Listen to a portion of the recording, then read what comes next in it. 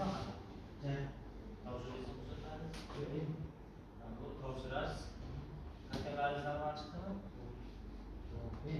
Ya'ni bu hozir oldinga kelasiz, mana bu masalasi ichida o'tirib. Biz Denisov Dolman boshqaruvchi o'rinbosari bo'lganlar. Hozir rahbarimiz qabul etganish, yo'lchilik qatnashlar bo'lsa, biz har oyda 3 marta mana shunaqa fuqarolarimiz bilan tadbirkorlar bilan tadbirkor qabulini o'tkazamiz.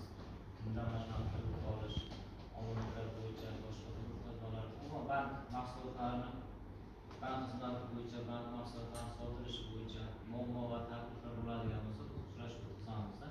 Mana shunaqa uchrashuvda hamma masalalaringizni iloji boricha tezroq hal qilish nimasini ko'ramiz. Bizni prezident tomonidan ham, boshqaruvimiz tomonidan berilgan topshiriq, hamma masalalar yo'nalishi bo'yicha ham, bizlar bo'yicha ham, biznes yo'nalishi bo'yicha kerak. Hamma yo'nalish bo'yicha berilgan topshiriqlar ijrosi bo'yicha ishlayapmiz.